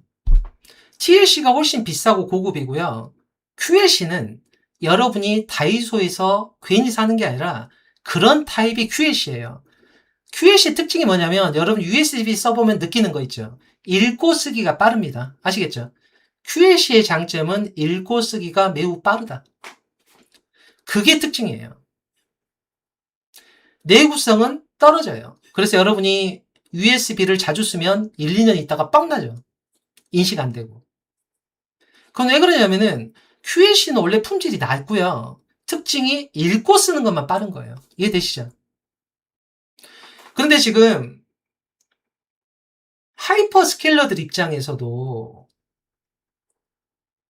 에이전트 AI 개발사 입장에서도 사람들이 토큰을 조금만 충전하고 과거 인덱스를 기어가는 이 프론티어 모델한테 옛날 코딩 가져오라고 명령을 해야 된단 말이에요. 그럼 인덱스를 기록을 해야 될 거 아니에요. 그러니까 싸고 빨리 읽어오는 QLC 타입을 선택을 하는 거예요. 아셨죠? 이해되세요? 그 QLC에 특화되어 있는 서방 세계의 유일한 기업이 키옥시아가 있어요. 키옥시아. 그 키옥시아가 일본 기업이에요. 아시겠죠? 샌디스크 하는 건 뭐냐면은 그 QLC 타입의 낸드 플래시를 사가지고 와갖고 우리가 말하는 시스템 칩을 만드는 거예요. 그게 SSD라고. 이거를 가지고서 하이퍼스케일러는 반드시 GPU하고 HBM, 똥따라딩땅 똥땅띵 요걸 이해할 수 있는 GPU하고 세트인 HBM을 넣고 손가락의 속도나 빈도를 조절할 수 있는 CPU를 손가락마다 붙여줘야 돼요. 이게 지금 ARM 기반의 아키텍처의 CPU가 베라 CPU예요. 이 얘기는 되게 복잡한 얘기이긴 한데 아니 그냥 다른 거 찾아보세요. 뭐 설명해 주는 사람 얼마나 많아요 이 세상에. 뭐 저야 뭐 어떻게 보면은 그냥 뭐 하나 점 하나 올리는 거밖에 안 될 테니까. 어찌됐든 CPU가 많이 들어간다고 생각하시면 돼요. CPU도 연산하면은 물리적 데이터 이동을 시켜야겠죠. 그러니까 저전력 DRAM을 넣어야 돼요. 그게 LPDDR. 그래서 HBM도 필요하고 HBM은 시프트기로 올리는 거예요. 그 다음에 저전력 우리가 DRAM 그걸 LPDD라고 그래요. 그거를 소켓식으로 해갖고 넣었다 뺐다 노트북 보시면은 뒷면 열어보면 메모리 넣었다 뺐다 할 수 있죠. 이런 식으로 지금 개발된 상태예요. 이게 에이전트 AI가 돌아가는데 문제가 6개월 전에 너가 피아노 쳤던 거 기억나? 했을 때 에이전트 AI가 기억 안 나. 이래버리면 6개월 전에 피아노 쳤던 걸 다시 입력을 해야 돼요. 그러면은 이 모듈이 뭐라고 그러냐면 토큰을 충전하시라고 한다. 돈 내라고. 그러니까 우리는 어이가 없는 거죠. 6개월 전에 분명히 나랑 피아노 쳤잖아, 너가. 쳤잖아. 기억이 안 난다잖아요. 그러면 토큰을 100만 원을 다시 입력해서 피아노를 치시고 나서 그날 이제 피아노 친 다음 작업을 또 해야 돼요. 이런 식으로 하면 누가 그걸 쓰겠어요? 돈이 너무 많이 드는데. 차라리 피아니스트를 고용을 하지, 내가. 안 그러겠어요? 그럼 어떻게 해야 되냐면은 내가 6개월 전에 피아노를 쳤다는 건 기억하고 있어야 돼, 얘가. 흔적은 갖고 있어야 된다고. 그러니까 도서관에 있는 인덱스는 알고 있어야 돼, 이 손가락이. 그 인덱스를 기록하는 게 바로 낸드 플래시, SSD예요. 이거를 양쯔 메모리 거를 가져올 수는 있는데 미국에서 그걸 허용하지 않겠죠. 아시겠어요? 그럼 삼성전자하고 SK하이닉스는 낸드 플래시 만드는데 왜 그 시장에 안 들어가냐고 저한테 물어볼 거예요. 타입이 다르다고.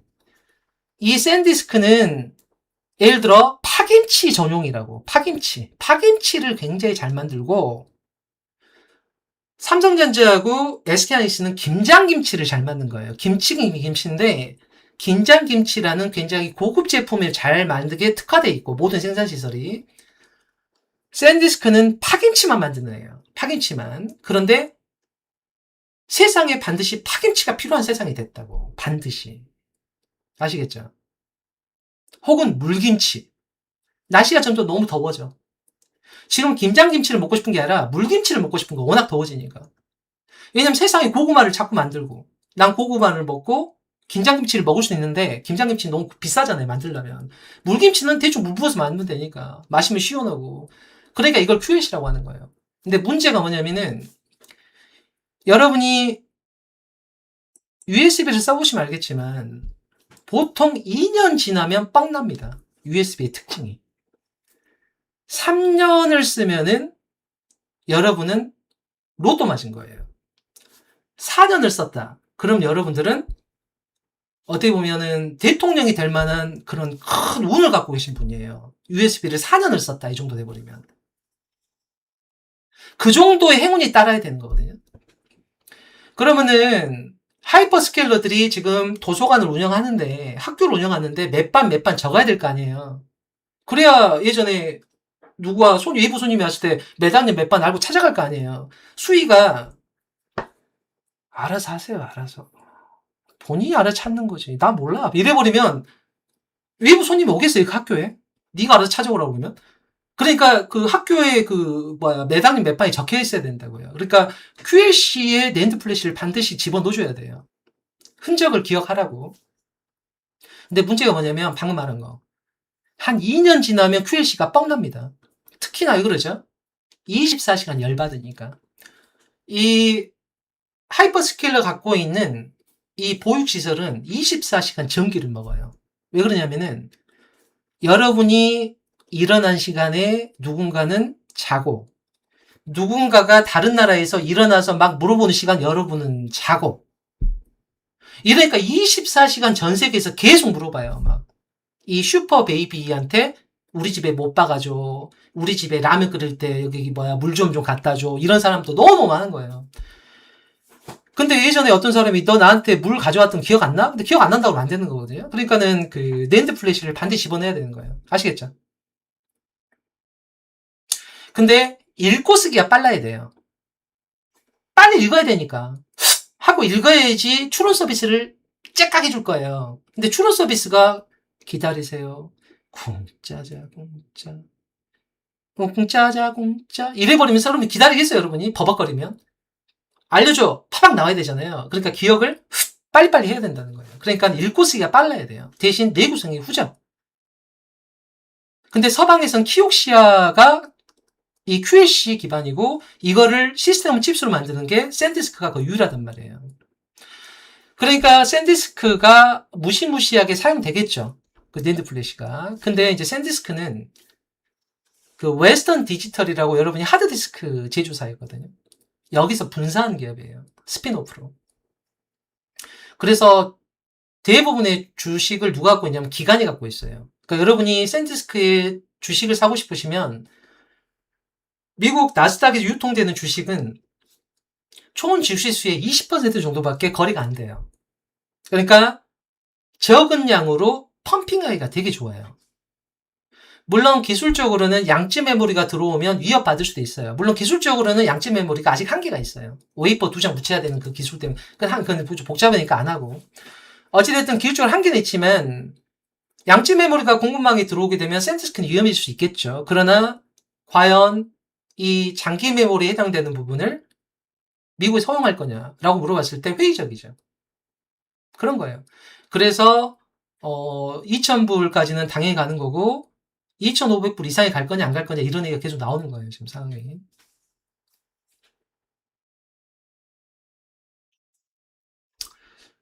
뭐 지금까지 여러분들께서 2026년과 다른 2027년의 AI 세계관이 있죠. 그 세계관에 대해서 간략히 이제 스케치 비슷하게 이제 한 상황이에요.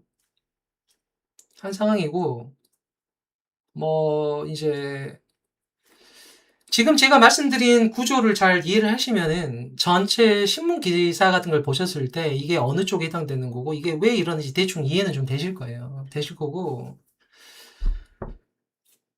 이제 광통신이 중요한 얘기까지만 하고 끝낼게요. 이제 광통신이 왜 중요하냐면은 아까 말했잖아요. 그 여러분께서 이제 개념이란 게 있어요. 뭐냐면은 스케일업이라는 개념이 있어요.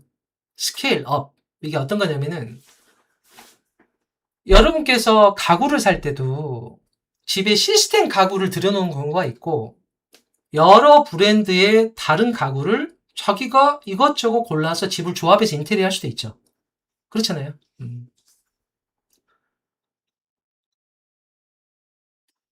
우리가 말하는 스케일업은 어떤 쪽 개념이냐면요. 한국으로 치면 일룸 같은 이런 시스템 가구에 해당된다고 생각하시면 돼요.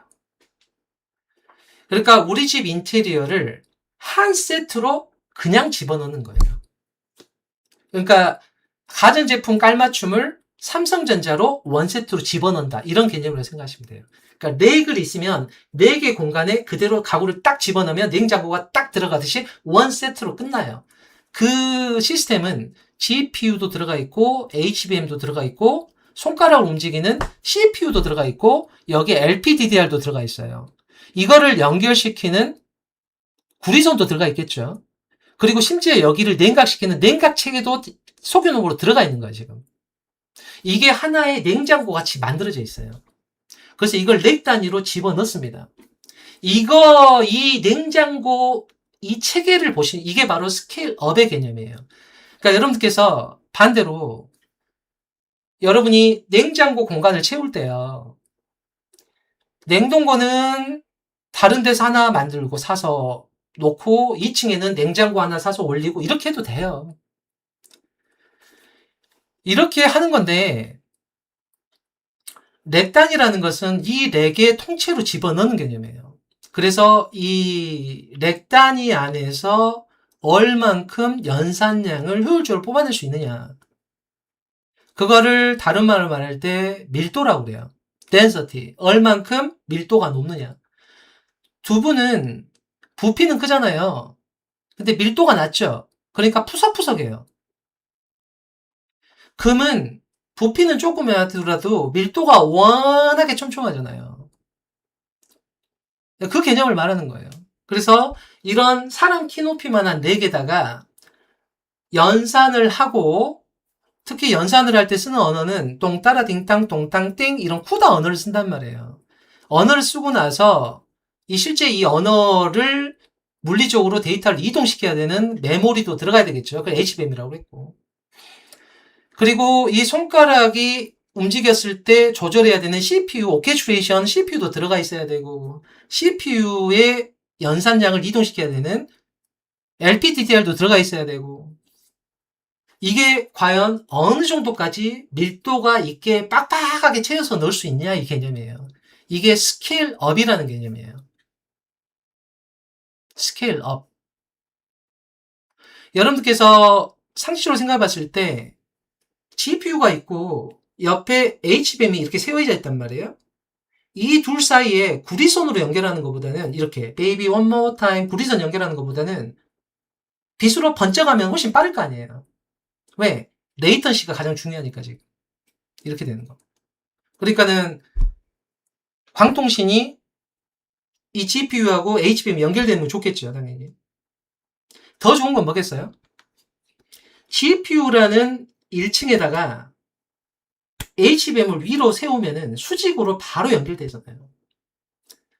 여러분이 옆동에 놀러 가는 거랑 여러분 위층에 놀러 가는 거랑 어느 게 더 빨라요? 옆동을 가려면 내려갔고 옆동까지 걸어가가지고서 옆동에서 위로 또 올라가고 그래야지 되잖아요. 그것보다는 바로 위층은 훨씬 가깝잖아요. 이게 3D 패키징이 되는 거예요. 나중에 GPU에 HBM을 수직으로 세운다. 이거를 하겠다고 지금 선언한 기업이 한때 사람들을 털어먹었던 인텔이라는 기업이에요. 케베로스라고 그래갖고.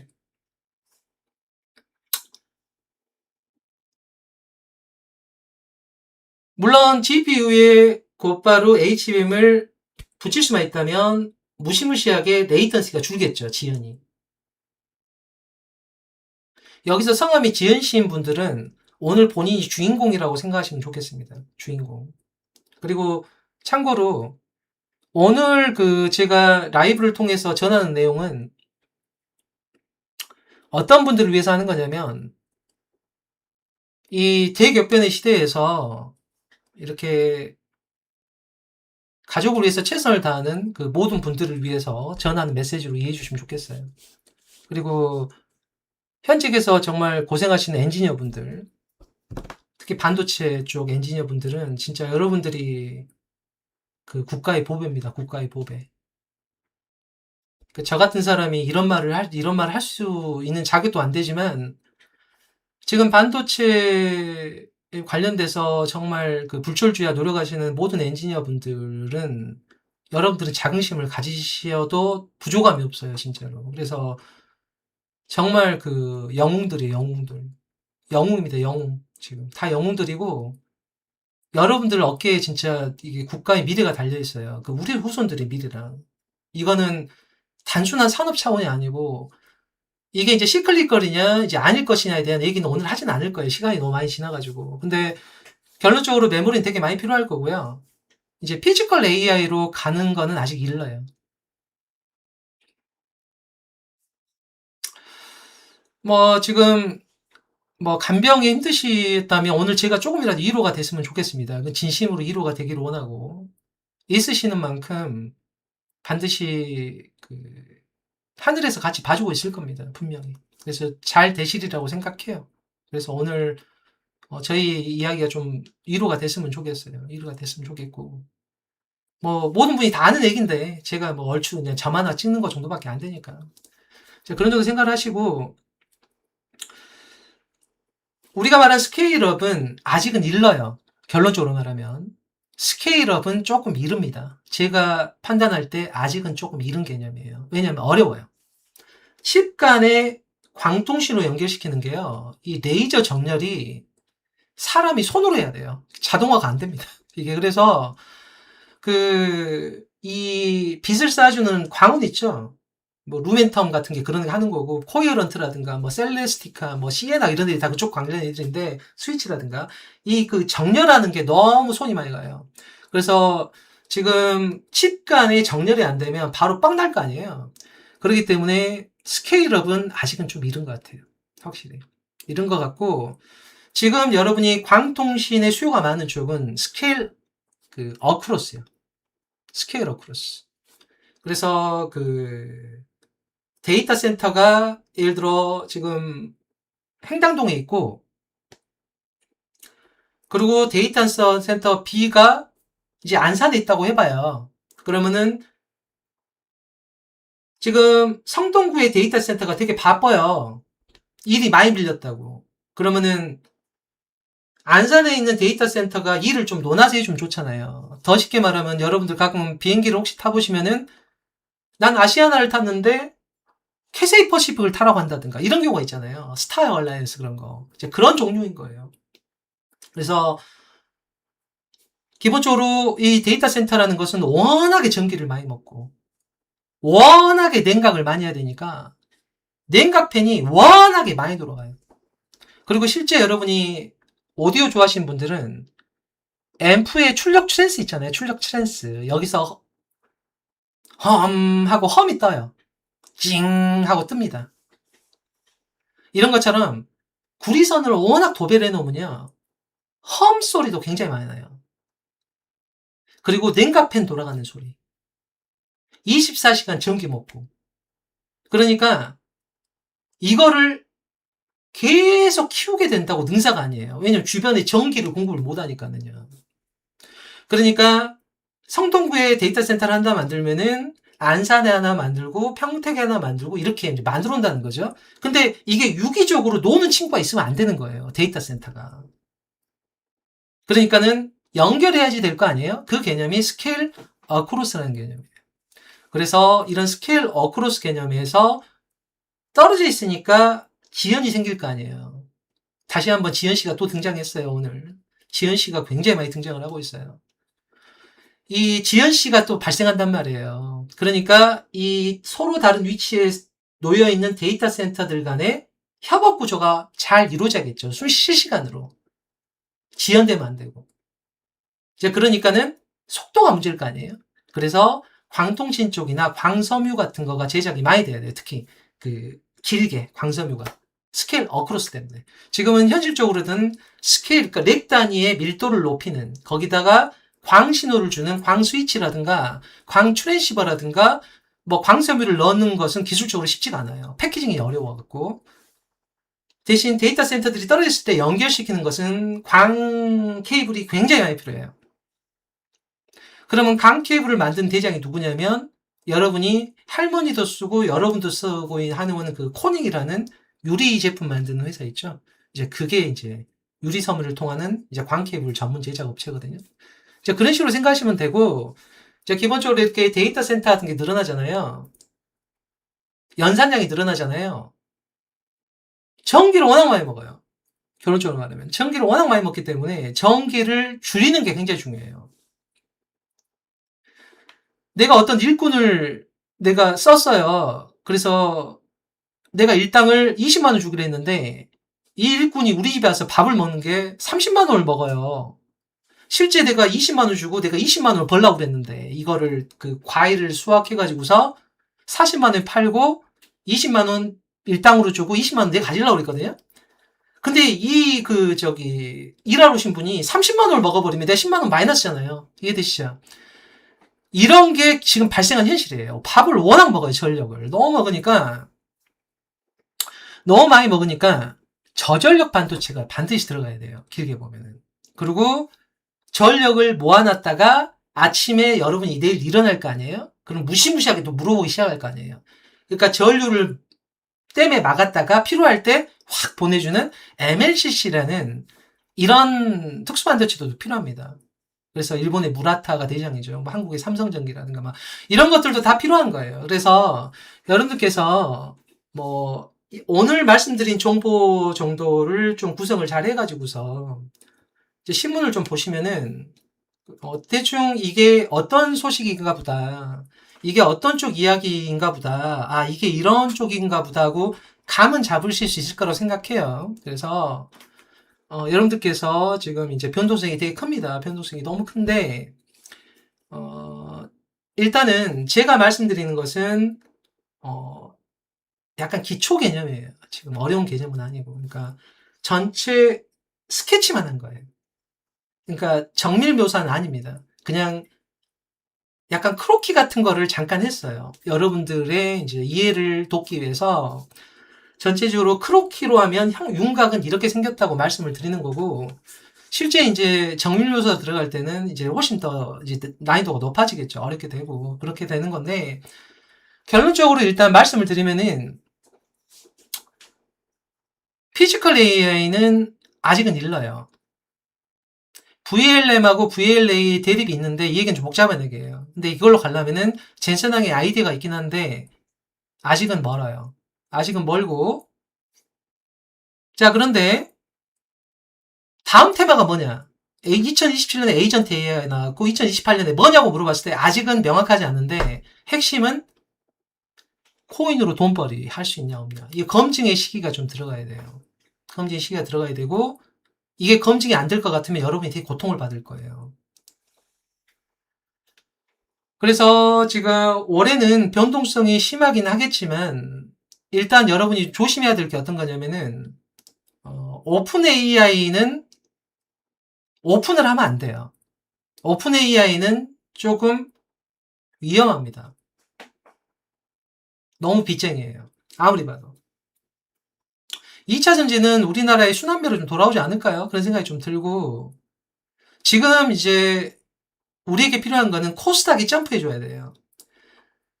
한국 증시의 체질 개선을 위해서는 코스닥이 너무 밀려있는데 문제가 코스닥에서 말을 좀 아낄게요. 어찌됐든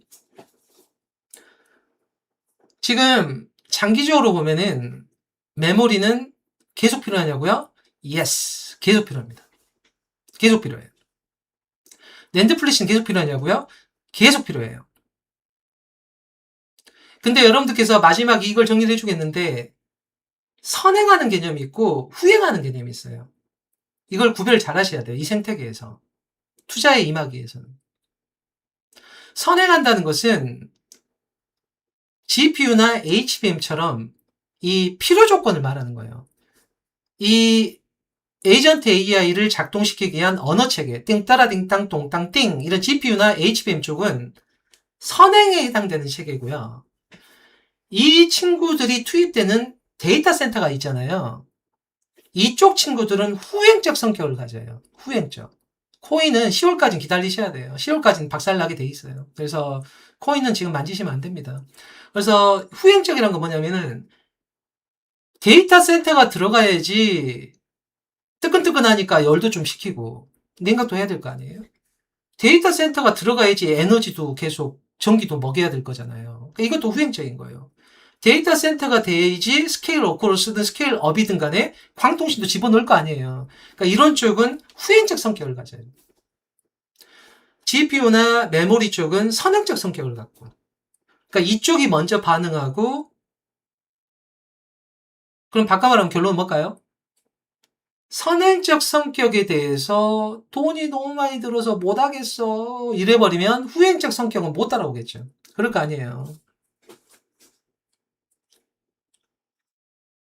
코인 저점은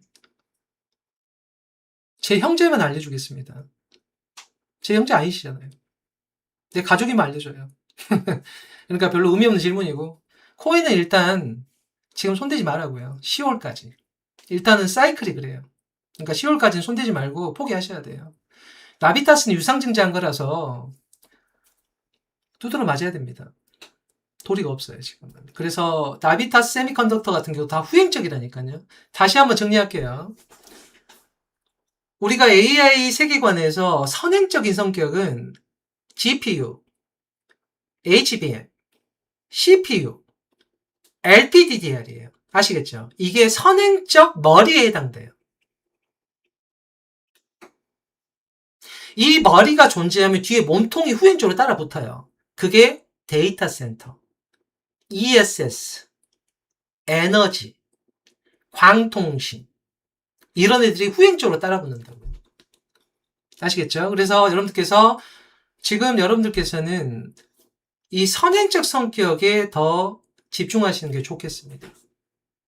여러분께서 이제 크게 보는 눈이 있다면 후행적 성격이 움직이는 시점을 특정해낼 수 있겠죠. 아시겠죠? 그러니까 여러분들께서 지금 월가의 전주들이 선행적 성격에 집중하고 있는데 혼자 후행적 성격을 집중하고 승질을 낸다고 될 문제가 아니라는 거예요. 금은 그냥 손 안 대는 게 나아요. 달러 강세입니다. 달러 강세예요. 지금 달러 인덱스가 세다고. 그러니까 금은 포기하세요. 그냥 포기하시고 자, 그리고 이제 6월 말에 이제 리밸런싱이 대충 정리가 될 거 아니에요. 정리가 될 거니까 뭐 7월 초에 리밸런싱이 좀 정리가 될 테니까는, 그리고 7월 FOMC는 아마 기준금리가 90% 확률로 동결될 거예요. 그러니까 일단 7월 뭐 FOMC 전까지 너무 걱정은 하지 마시고, 이 메모리는 더 필요하냐고 물어보면 yes예요. 그것도 매우 yes. 아주 필요해요. ADR로 되면은 달러 자금이 유입되면서 펌핑될 확률이 높겠죠. 그래서 여러분께서 지금 그 7월 FOMC는 너무 걱정하지 말고 일단 동결 확률이 현재 시점에서 90% 확률로 동결을 일치게 보고, 메모리 쪽 관련해서는 여전히 필요한 존재임을 인정하고서 이제 이거를 갖고 흔드는 이제 뭐 여러 상황들이 나올 수는 있겠죠. 이렇게 나올 수는 있는데, 그런 것들은 세상에 워낙 정보가 많으니까 잘 이제, 물론 그 장미는 어디든지 있어요. 쓰레기통에도 있는 게 장미니까. 대신 깨끗한 장미를 잘 찾으셔야겠죠. 그래서 이게 선별을 잘 하시고서 지금 이제 여러분들께서는 가급적 선행적 성격에 대해서 계속 집중을 좀 하시면 낫지 않을까. 물론 주가가 많이 높긴 하지만 이제 이런 부분에 대해서 이제 생각을 좀 하고, 예. 자,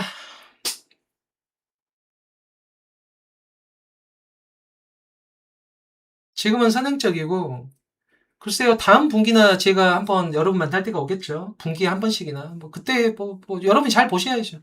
제가 지금 정리는 어느 정도 해놨으니까 여러분들께서 대충 돌아가는 판을 알 거예요. 지금 1시간 40분 됐어요. 자, 그래서 지금 반도체는 정말 정말 중요하고 우리 미래를 위해서 너무너무 지금 이거는 그 소중한 국보급입니다. 국보급. 그리고 이게 이제 시클리컬에서 벗어날 가능성이 되게 높아요. 한 70%의 확률로. 근데 이제 나머지 30% 요인들이 있잖아요. 이제 그거는 이제 지금 말하기는 너무 기니까.